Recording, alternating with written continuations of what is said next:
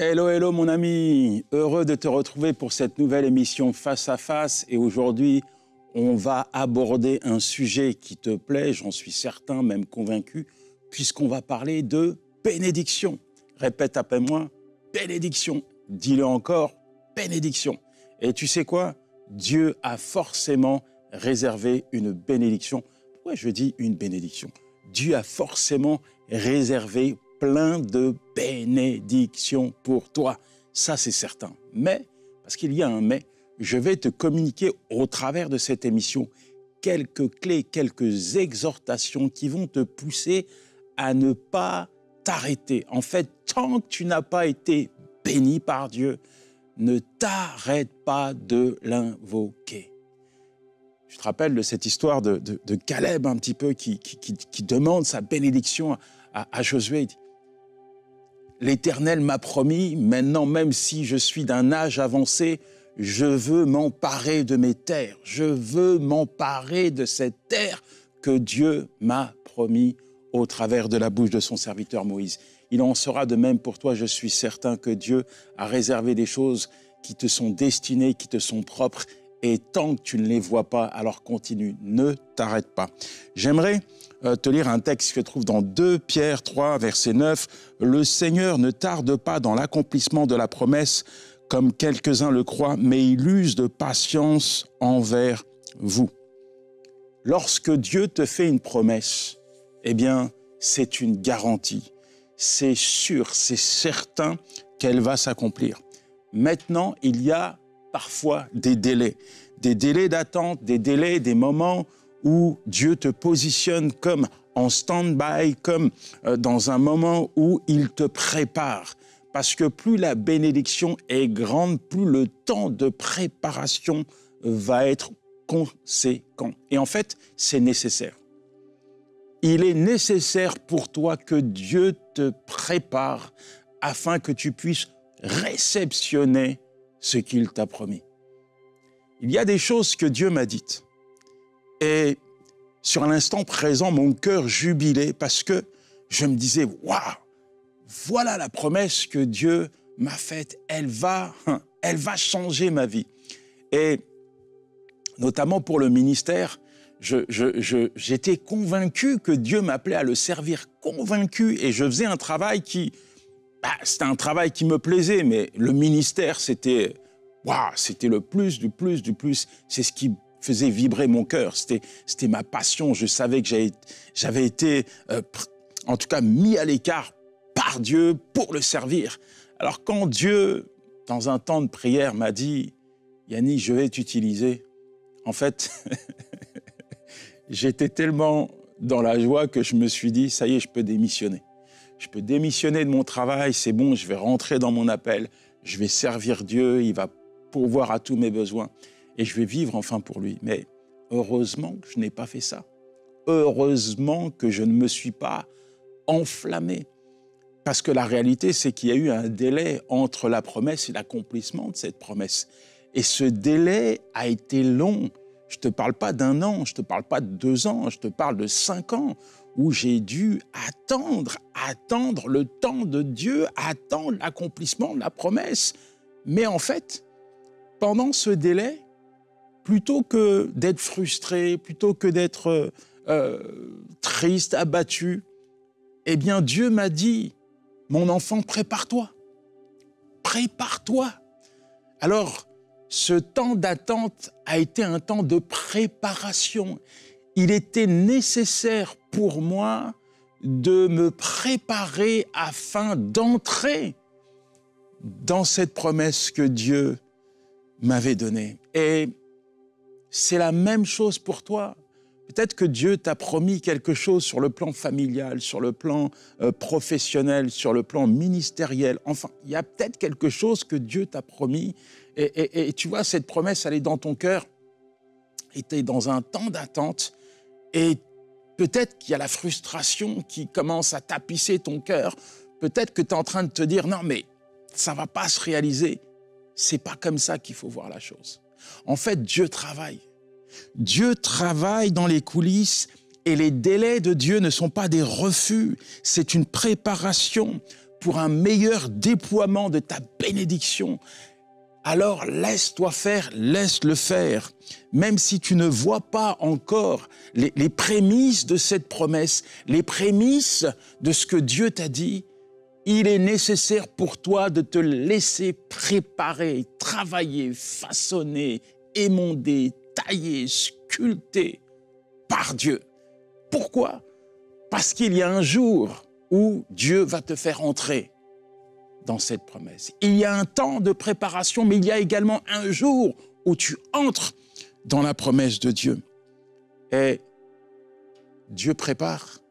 Dans 1 Corinthiens 2, verset 9, il est dit « Ce sont des choses que l'œil n'a pas vues, que l'oreille n'a pas entendues, et qui ne sont point montées au cœur de l'homme, des choses que Dieu a préparées pour ceux qui l'aiment. » J'aimerais te dire que Dieu a préparé des bénédictions spécifiques pour ta vie et même si tu ne les vois pas, elles sont là. Même si tu ne les vois pas, Dieu travaille. Dis avec moi, Dieu travaille. Répète encore, Dieu travaille. On va s'arrêter là, je veux juste prier afin que ton cœur soit détendu parce que je pense que Dieu veut te révéler quelque chose de spécifique à travers de cette émission. Je crois que Dieu va ouvrir tes yeux spirituels. Je crois que ton cœur doit être ouvert afin d'être réceptif à cette parole que je vais te libérer. Seigneur, merci. Merci pour ton enfant. Parce que tu es merveilleux. Tu connais toutes choses, tu contrôles toutes choses et sa vie est entre tes mains. Je sais que tu as réservé, Seigneur, des choses spécifiques. Alors, je te demande de lui révéler, qu'au travers de cette émission, son cœur puisse être saturé, convaincu de ta parole, de tes promesses, de la faveur que tu as attachée à sa vie et à sa destinée. Merci, mon Dieu, parce que tu viens l'environner afin qu'il fasse abstraction des aléas de la vie, qu'il puisse se concentrer maintenant sur ce que tu veux lui dire. Dans le nom de Jésus, je t'ai prié. Amen. Alors, je dis que Dieu travaille dans l'invisible et parfois, même si tu ne vois pas les prémices de sa bénédiction sur ta vie, ça ne veut pas dire que sa bénédiction est annulée, rendue caduque pour toi. Il y a un texte qui est intéressant, c'est pendant le règne d'Akab et de Jézabel, il y a eu une sécheresse, pas de pluie pendant 3 ans et demi. Et puis, Élie va aller prier. Élie prie pour que la pluie puisse revenir. Ensuite, il envoie son serviteur à 6 reprises. Regarde si la pluie n'arrive pas, regarde si la pluie n'arrive pas. Le serviteur ne voit rien. Il n'y a rien de perceptible à l'œil humain. Mais, il y a un mais. Élie renvoie son serviteur une 7e fois. Et tout à coup, le serviteur voit un nuage, un petit nuage, comme la paume de la main. Et en fait, ce petit nuage annonce la pluie. Ce petit nuage annonce la pluie. Et effectivement, eh bien, la pluie est tombée. Je veux te dire qu'il y a peut-être des petits nuages de bénédiction. C'est infime, mais ils sont là.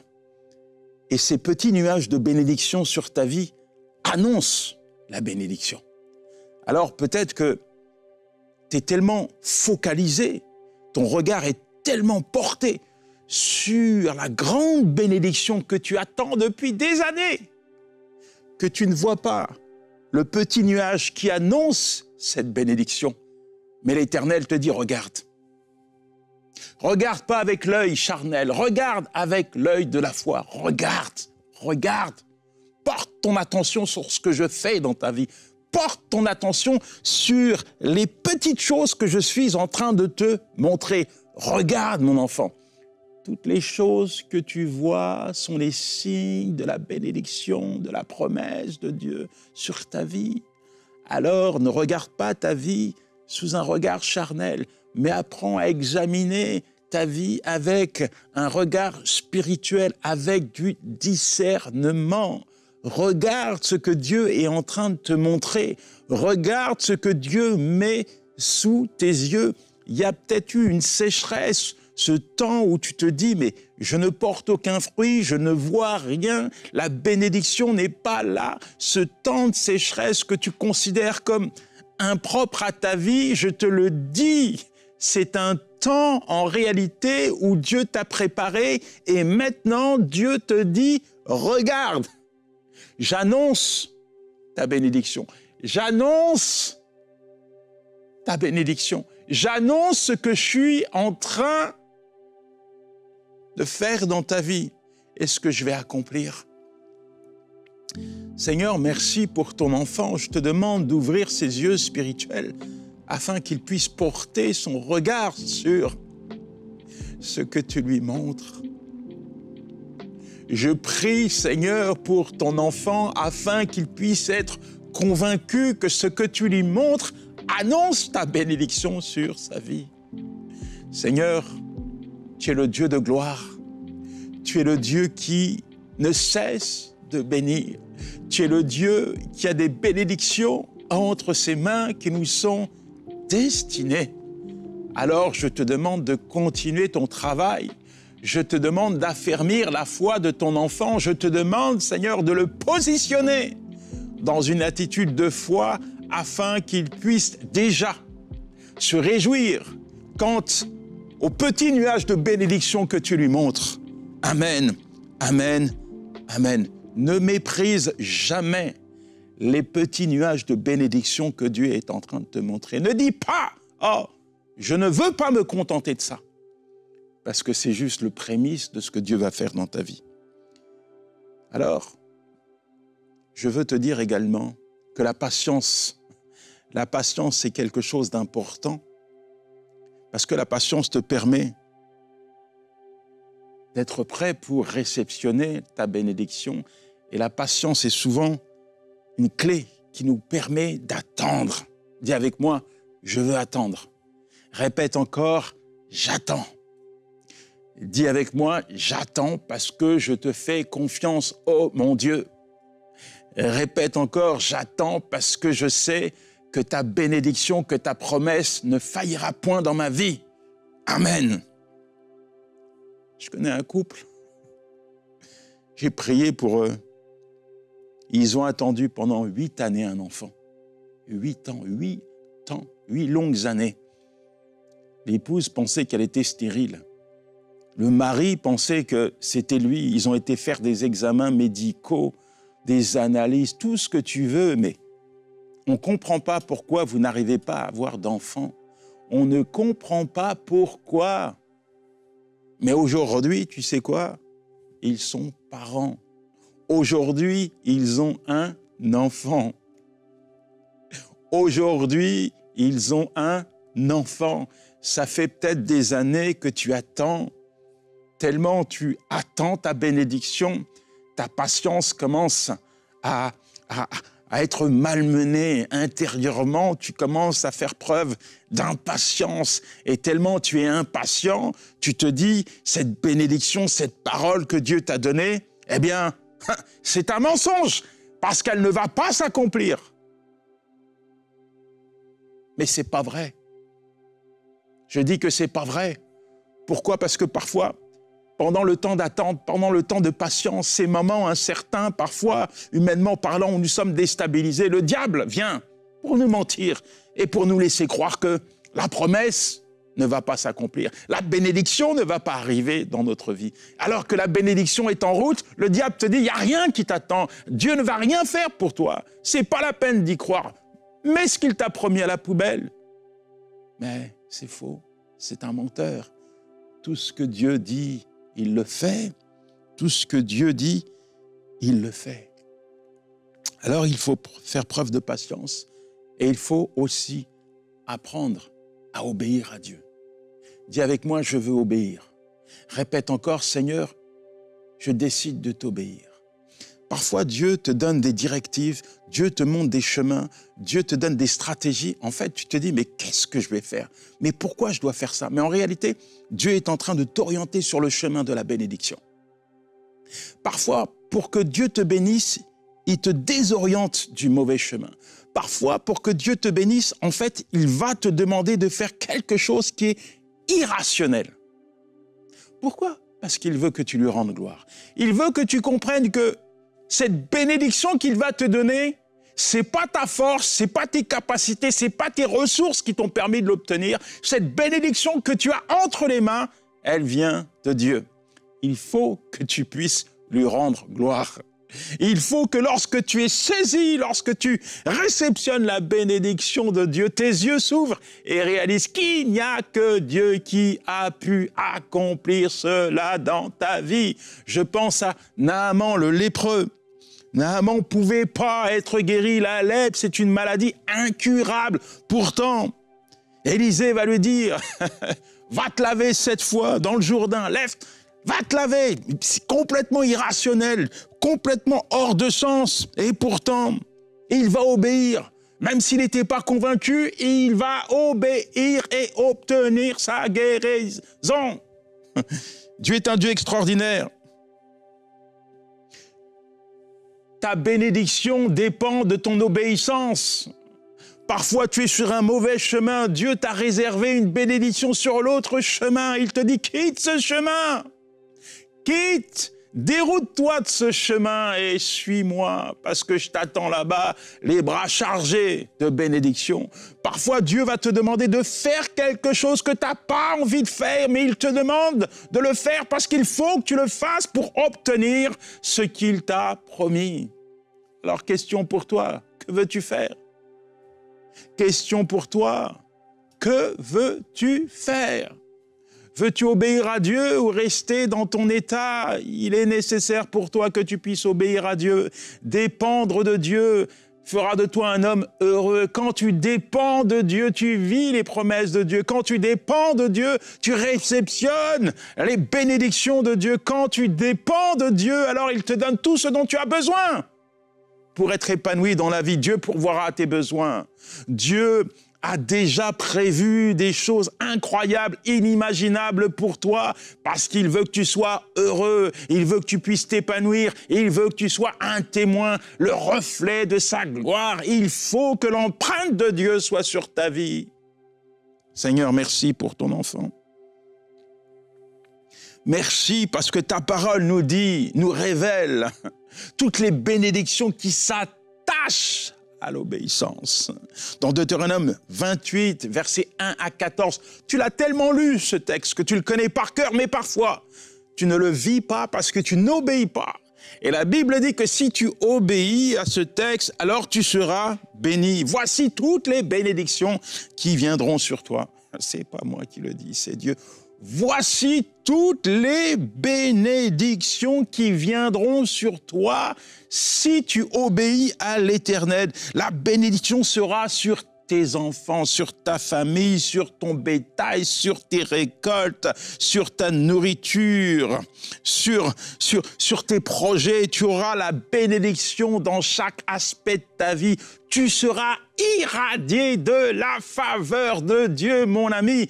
À cause de ton obéissance, tu es un homme béni. Dis avec moi, Seigneur, je veux t'obéir. Répète encore à partir de maintenant, quel que soit ce que tu me demandes, Seigneur, je veux le faire. Seigneur, merci pour ton enfant. Tu le bénis, Seigneur. Tu connais sa vie, Seigneur. Tu vois sur le chemin où il est, Seigneur. Tu vois son cœur, Seigneur. Et je te loue parce que tu te révèles à lui aujourd'hui, Seigneur. Je sais, Seigneur, que tu es un Dieu de bénédiction. Je sais, Seigneur, que tu portes attention à sa vie, à ses besoins, à ses attentes. Je sais, Seigneur, que tu lui as réservé des choses incroyables, Seigneur. Merci parce que tu le positionnes, Seigneur, sur le chemin de l'obéissance. Qu'à partir de maintenant, Seigneur, il puisse te suivre. Qu'à partir de maintenant, mon Dieu, il puisse voir de ses yeux ta main déverser les promesses, les bénédictions qui s'attachent à son obéissance. Amen Amen, amen. Il y a une chose que tu ne dois pas faire, il y a une chose que tu ne dois jamais faire, c'est mépriser les petits commencements. Parfois, pour que Dieu fasse de grandes choses, parfois pour que Dieu te bénisse abondamment, il te demande de commencer quelque part. Et souvent, on veut emprunter des raccourcis. On est tellement focus sur la grande bénédiction qu'on ne veut pas commencer par les petites choses que Dieu nous demande, les petits chemins qui vont nous conduire à cette grande bénédiction. Dans Zacharie 4, verset 6, « Ne méprisez pas les petits commencements, car l'Éternel se réjouit de vous voir commencer l'ouvrage. » Zacharie encourage le peuple parce qu'ils sont en train de reconstruire le temple de Jérusalem. Mais les défis sont immenses, les moyens sont limités et l'œuvre est conséquente. Et tellement c'est conséquent, tellement le travail est immense, tellement les ressources manquent, que le peuple aurait pu se dire « c'est pas la peine de commencer parce qu'on ne pourra jamais terminer, achever la reconstruction du temple. » Et Dieu les encourage. Dieu les encourage à ne pas se décourager. Dieu les motive, Dieu les challenge afin qu'ils puissent relever ce défi. Dieu leur dit, ne vous arrêtez pas, ne méprisez pas les petits commencements. Je veux te dire qu'il y a des petites choses que Dieu te demande de faire. Au travers de ces petites choses, eh bien, Dieu va te conduire dans de grandes bénédictions. Mais si tu méprises la petite chose, le petit pas de foi, le petit acte de foi que Dieu te demande de poser, tu risques de passer à côté de la grande bénédiction qui s'attache à cette petite chose. Ne te décourage pas. Je dis, ne te décourage pas, même si le travail que tu fais te paraît insignifiant. Si tu le fais, ça sera la garantie, l'assurance de voir Dieu te guider pas à pas. Et c'est ça qui est important. Quel que soit ce que Dieu te demande de faire, fais-le. Avec la garantie qu'il va le faire. Il va faire ce qu'il a dit qu'il allait faire. Il va te bénir. C'est son désir, c'est son souhait. Parfois, le chemin qu'il te demande d'emprunter te paraît insignifiant. La tâche qu'il te demande de faire te paraît insignifiante. Mais c'est une nécessité. Tu sais, je dis tu sais, mais tu ne peux pas savoir. Quand l'appel de Dieu brûlait dans mon cœur pour le servir, moi j'attendais que tout le monde parte à l'église. En fait, je m'étais inscrit, je nettoyais la salle après le culte. Et donc, quand je nettoyais la salle, je savais qu'il n'y avait plus personne dans la salle. Et pour moi, il y avait quand même un avantage. Après avoir passé un bon coup de balai, la serpillière, etc., nettoyer les chaises, waouh, me voici face au pupitre. Je prenais le micro, bon, je ne savais pas l'allumer, il n'y avait personne, bon, mais je me mettais un micro dans la main et je prêchais à des chaises vides. Le Seigneur vous aime, le Seigneur vous encourage, le Seigneur vous appelle. En fait, j'exerçais comme ça le ministère et quand je racontais ça, mais les gens me disaient, mais qu'est-ce que tu fais? Non, moi j'aime bien, je travaille le petit don que Dieu m'a donné. Mais je savais que derrière ça, il y avait cet appel que Dieu avait placé sur mon cœur. Alors même si les gens ne comprenaient pas pourquoi je restais des heures en plus à l'église, pourquoi je prêchais à des chaises vides avec le sourire et de la motivation, je savais que Dieu était en train de me préparer pour des grandes bénédictions. Et tu vois, aujourd'hui, je peux te dire que je peux aller prêcher devant des milliers et des milliers de personnes, mais je garde la même motivation quand je me déplace dans une prison et que je m'adresse à un seul détenu. La même passion, le même zèle, le même cœur pour une seule personne, une seule âme qui a besoin d'entendre le message de l'Évangile. Et ne faut pas passer à côté des petites choses parce que c'est souvent au travers des petites choses que Dieu nous construit. C'est souvent au travers des petites choses que Dieu nous apprend de grandes choses. Alors ne passe pas à côté. Ne passe pas à côté des petites choses que Dieu te demande de faire parce qu'elles ont un sens pour toi. Elles ont un sens, elles ont des leçons pour toi. Il faut impérativement que tu sois attentif à tout ce que Dieu te demande de faire. La bénédiction, c'est le Graal. Hein, c'est le Graal. C'est les réjouissances. Mais au-delà de la bénédiction que Dieu t'a promis, il y a tout un processus que Dieu met en place afin que, même lorsqu'il accomplit quelque chose de grand dans ta vie, tu ne sois pas dans le acquis, tu ne sois pas dans le mépris. Il faut que tu puisses considérer que la grande chose, là, la grande bénédiction que Dieu t'a donnée, elle a un prix. Seul toi, tu le connais. Et quand tu passes par les petites choses, en fait, sans le savoir, tu es en train de payer le prix pour accéder à la faveur de Dieu. Et ça a du sens. Parce que quand tu passes par ce processus, tu sais que ce que tu as entre les mains, là, premièrement, ça te vient de Dieu. Deuxièmement, il y a un prix qui a été payé et tu respectes, tu valorises, tu chéris ce que Dieu vient de te donner. Seigneur, merci pour ton enfant. Merci parce que tu parles tantôt d'une manière, tantôt d'une autre. Et quand tu parles, Père, nos cœurs sont convaincus. Tu es tellement bon, tu es tellement grand. Tu viens les bras chargés de bénédictions, de bienfaits. Et nous voulons, Seigneur, t'honorer. Nous voulons t'obéir. Nous voulons être réceptifs à toutes tes directives. Nous voulons nous laisser faire. Nous voulons marcher pas à pas à ta suite parce que nous ne voulons pas nous attacher à la bénédiction, mais à toi, Seigneur, et à toi seul. La bénédiction que tu as réservée pour nos vies, Seigneur, elle est grande, elle est belle, elle est merveilleuse, mais elle ne saurait être comparée, Seigneur, à ta présence dans notre vie. Alors nous voulons nous attacher à toi et marcher à ta suite avec l'assurance, mon Dieu, mon roi, que tout ce que tu nous as dit, tu vas le faire, que tout ce que tu nous as promis, tu vas l'accomplir. Avec l'assurance, Seigneur, que celui qui marche à ta suite et qui met en application dans chaque domaine de sa vie ta parole, a l'assurance, Seigneur, d'être béni.